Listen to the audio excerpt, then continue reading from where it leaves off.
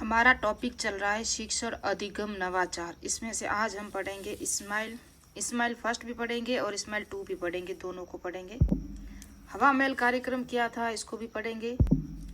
ई कक्षा प्रोजेक्ट, इसको भी पढ़ेंगे। इस्माइल 2.0 कब स्टार्ट हुआ, कब नहीं। कल मैंने ये प्रश्न आंसर दिया था नेक्स्ट वीडियो में कि इसके कितने थे सदस्य, तो मैंने कुछ गलत बताया था, तो कितने सदस्य थे वो भी बताऊंगी अभी।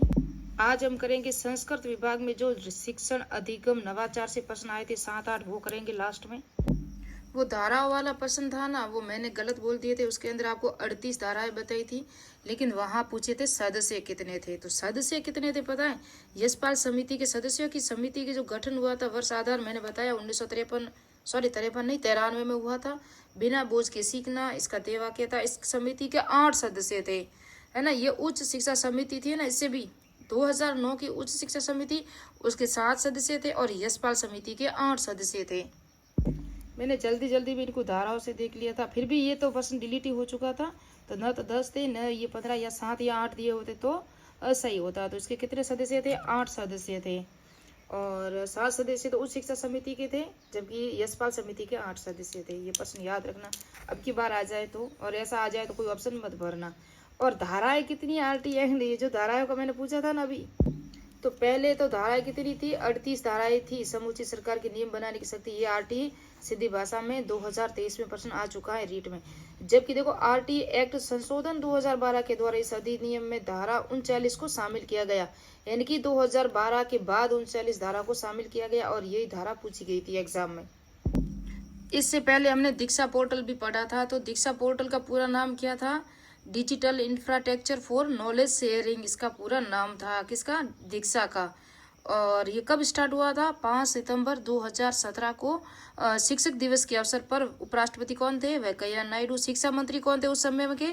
इनकी तत्कालीन शिक्षा मंत्री प्रकाश जावड़ेकर। इन सब ने शुरुआत की थी और ये NCERT और शिक्षा मंत्रालय की पहल पे शुरू किया गया था दीक्षा पोर्टल। और राजस्थान में क्या शुरुआत हुई थी इसी की तर्ज पर? दीक्षा राइज। तो दीक्षा राइज का पूरा नाम क्या था? Rajasthan interface for school education. ये मैंने आपको पढ़ाया हुआ है। और यहाँ इसकी सहयोगी संस्था कौन सी थी? NCTE। जैसे क्या था, शिक्षा विभाग ने राष्ट्रीय शिक्षा परिषद के साथ मिलकर स्कूल शिक्षकों के लिए राजस्थान में जो इंटरफेस है ना फॉर स्कूल एजुकेशन खोला था। ये 2018-19 में खोला। और मैंने बता दिया गया कि दीक्षा राइज वो जो ऑनलाइन प्लेटफॉर्म है ना, यहाँ कार्य राज्य की कौन कौन सी संस्थाएं हैं? एक तो अजमेर में इसका विभाग है और उदयपुर में 3 विभाग है, कुल मिला के 4 विभाग है जो शैक्षिक तकनीकी प्रभाग द्वारा इन पर संभाला जा रहा है इसको। तो ये मैंने बताया था आपको। उसके पहले हमने SIQ भी पढ़ा था, जिसके अंदर योगात्मक और रचनात्मक मूल्यांकन देखे थे। रचनात्मक मूल्यांकन क्या था? तो वो कब बार होता है? हर एक टेस्ट होता है ना, टर्म होती है, 3 टर्म होती है। पहली टर्म में 2 बार होता है, दूसरी टर्म में भी 2 बार होता है, तीसरी टर्म में भी 2 बार होता है। कौन सा? रचनात्मक आंकलन या मूल्यांकन, जिसे FA कहा जाता है ना। और ऐसे जो योगात्मक आंकलन या मूल्यांकन है कुल 3 बार होता है। हर एक टर्म में वो 1 बार ही होता है। कितनी बार होता है? 1 बार। तो 3 बार होते हैं। कितने कितने % का है तो कल नेक्स्ट वाली वीडियो नहीं देखा हो तो वो देख लेना। और अब हम पढ़ते हैं नवाचार। यहाँ से घर से पढ़ने की सुविधा प्रदान करने वाले प्रमुख कार्यक्रम जो छात्रों के शिक्षण की प्रक्रिया को सुनिश्चित करने के लिए RSERT के तकनीक नवाचार के माध्यम से ऑनलाइन प्लेटफॉर्म व अन्य तकनीकों का उपयोग करते हुए बच्चों की शिक्षा पहुंच सुनिश्चित करने के लिए कई प्रयास किए गए। इसमें से मुख्य भूमिका RSERT उदयपुर की रही। यानी कि जो घर बैठे हैं, हम जैसी जो हाउस वाइफ है, जो लड़कियां हैं, कुछ विशेष आवश्यकता वाले बच्चे विकलांग भी तो होते हैं, कुछ बाधिर भी होते हैं, कुछ प्रॉब्लम होती है, किसी को टाइम नहीं मिल पाता है। तो उस वजह से आप घर बैठे शिक्षा ग्रहण कर सकते हैं, ऑनलाइन कॉम्पिटिशन की तैयारी कर सकते हैं। तो वो सब क्या है? उन सब नवाचार हैं जिसके माध्यम से हम करते हैं ना। तो वो पहल किसकी है? RSERT की है, उदयपुर की है। प्लेटफॉर्म है जो इसी के अंतर्गत कौन कौन से इस्माइल जो फर्स्ट है जो चलाया जा रहा है, सेकंड है, थर्ड है, तो ये सभी इन सबको हम क्रम से देखेंगे। आज हम इस्माइल फर्स्ट और सेकंड ही देखेंगे। तो इस्माइल फर्स्ट कार्यक्रम के आरंभ 13 अप्रैल 2020 को किया गया था। कब किया गया था? 13 अप्रैल 2020 को। ये सब कार्यक्रम पहले तो कोरोना काल में स्टार्ट हुए थे ना, पता है आपको? लॉकडाउन लगा हुआ था। एक ऐसा टाइम आया था, उस समय आप कहीं जा नहीं सकते थे, कोई आपको अंदर घर अपने आने नहीं देता था। तो ऐसी सिचुएशन हो गई थी 2020 में। उस समय ये शिक्षा विभाग ने बच्चों की शिक्षा में कोई बाधा न आ सके, कोई पीछे न रह जाए, इस वजह से ये पहले की गई थी। इनका ध्येय था रोज सवेरे 9 बजे हर घर स्कूल की घंटी, यानी कि आपका फोन है, आपके बच्चों का तो होगा नहीं, उसके माँ बाप का, पेरेंट्स का होगा, तो पेरेंट्स के हर एक फोन में घंटी बजती थी कि आपके अपने बच्चे को फोन दे दो, वो पढ़ रहे हैं। इनका पूरा नाम क्या था? Social media interface for learning engagement. क्या था? एंगेजमेंट। लर्निंग, सीखने के साथ जो हमारा रिश्ता वगैरह होता है ना, वो एंगेजमेंट है। ये सगाई वाली एंगेजमेंट नहीं है, सगाई नहीं है, ऐसा एंगेजमेंट है जो शिक्षक और विद्यार्थी के बीच में हो रहा था। और ऑनलाइन प्लेटफॉर्म था, सोशल मीडिया के जरिए हो रहा था, व्हाट्सएप के जरिए हो रहा था, वो था। कोविड-19 लॉकडाउन अवधि के दौरान विद्यार्थियों और शिक्षकों को सीखने सिखाने की निरंतरता सुनिश्चित करने का यह एक सोशल मीडिया आधारित डिजिटल लर्निंग ऑनलाइन कार्यक्रम था। डिजिटल था ना, माध्यम व्हाट्सएप के माध्यम से ई कंटेंट पहुंचाना था, और बच्चों के पास तो होता नहीं था, उसके माँ बाप के पास होता था। ये तो हो गया लॉकडाउन, ये आ गया कोरोना, माँ बाप भी फोन नहीं चला सकते थे क्योंकि बच्चों को देना पड़ता था। बच्चे नहीं देंगे तो पीछे रह जाएंगे। अभिभावक शिक्षक की सक्रिय व सहयोगी भूमिका होती थी, यानी कि उद्देश्य क्या था? आपके माँ बाप भी आपके साथ थे बच्चों के, शिक्षक की भी सक्रिय साझेदारी और सहयोग भूमिका से ही आप सीखेंगे। विषयाध्यापक स्वयं का कंटेंट भी भेज सकता था, यानी कि जो क्लास टीचर है आपका, जो सब्जेक्ट पढ़ाता है उसका जो कंटेंट होता था पीडीएफ फॉर्मेट में, ऑनलाइन फॉर्मेट में भेजता था। शिक्षक फोन कॉल से पढ़ाई का फीडबैक भी लेता था। हर घर में बच्चे, ये भी शिक्षक का कार्य होता था कि आप अपना फोन करो, माता पिता विभाग से फीडबैक लो, बच्चे से फीडबैक यानी कि वो क्या कर रहा है, वो पढ़ता है नहीं पढ़ता, उसने क्या पढ़ा क्या नहीं पढ़ा, गृह कार्य किया नहीं किया, ये सब शिक्षक के कार्य होते थे। शनिवार को क्यूज व हवा महल कार्यक्रम होता था। हवा महल कार्यक्रम इस्माइल फर्स्ट के जरिए स्टार्ट किया गया था। क्यों किया गया था कि आगे देखेंगे हम। शिक्षण सामग्री के चयन के चरण कौन कौन से थे? राज्य स्तर पे कंटेंट की समीक्षा का चयन, समीक्षा व चयन, और RSCT उदयपुर द्वारा। ये जो कंटेंट की समीक्षा या चयन होता था ना, वो उदयपुर के द्वारा होता था।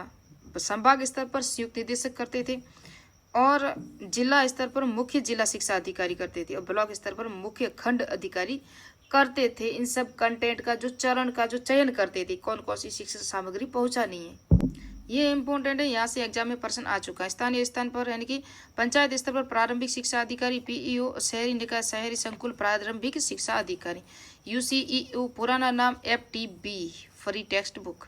PEO या UCEO है ना, ये होते थे टीचर्स ग्रुप को भेजना और पेरेंट्स ग्रुप दोनों को भेजते थे ये, और ये दोनों पर फिर समीक्षा ये लेते थे, फिर जाते थे टीचर फीडबैक पर। हवा महल कार्यक्रम शुरू हुआ, इसका माध्यम क्या था? व्हाट्सएप के माध्यम से। प्रारंभ 2 मई 2020 को हुआ था। कब हुआ था? 2 मई 2020 को हुआ था। अभी हमने पढ़ा, क्या पढ़ा हमने पढ़ा इस्माइल कार्यक्रम की शुरुआत कब हुई? 13 अप्रैल 2020 को। तो ये हुआ 2 मई 2020 को। तो क्या हुआ? एक महीने बाद, लगभग एक दिन ही कम रह रहा ना, 13 अप्रैल और एक दिन 2 मई अप्रैल के बाद ही तो मई आती है। तो यह हवा महल कार्यक्रम शुरू किया गया। इसका ध्येय है कोरोना के समय बच्चों का झरोखा। यह RSCRT उदयपुर द्वारा संचालित, इसमें डाइट की सहायता ली गई, यानी कि जो जिला लेवल पे डाइट होती थी ना, उसकी सहयोग से ये शुरू किया गया था।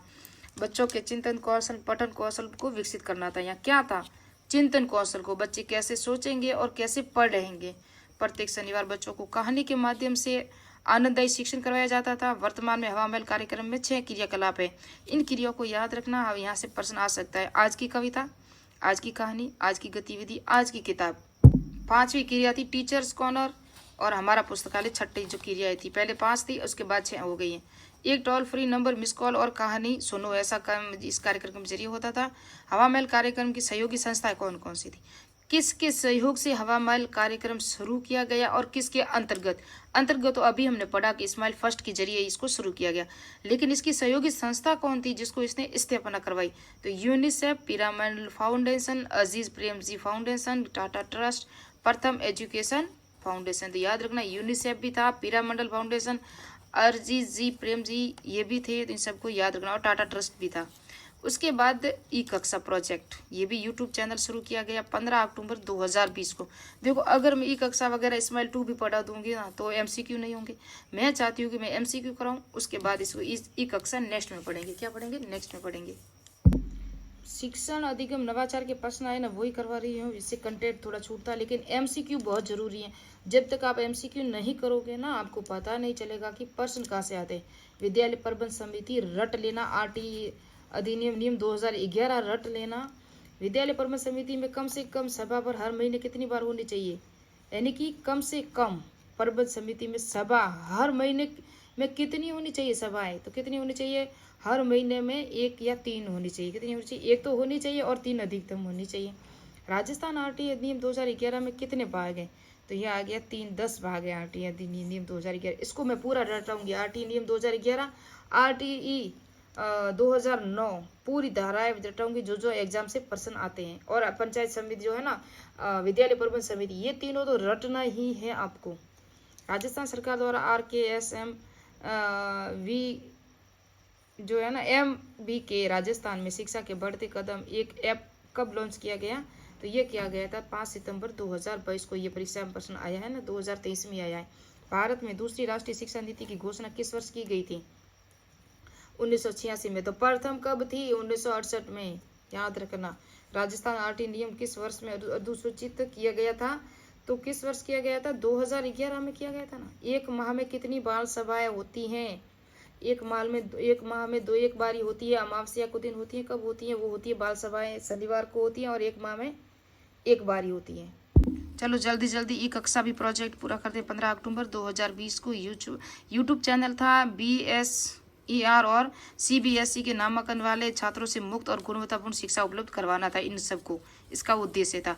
ई कक्षा प्रोजेक्ट किन के माध्यम से, किसके सहयोग से शुरू की गई थी, तो राजस्थान सरकार शिक्षक मिशन ज्ञान तकनीकी सहयोग से और वेदांता ग्रुप आर्थिक सहायता से, है ना, आर्थिक सहयोग से। तो मिशन ज्ञान ऐप है ना, उसके जरिए ही ये कक्षाएं उपलब्ध करवाई जाती थी, और आज भी यूट्यूब चैनल ये पड़ा है।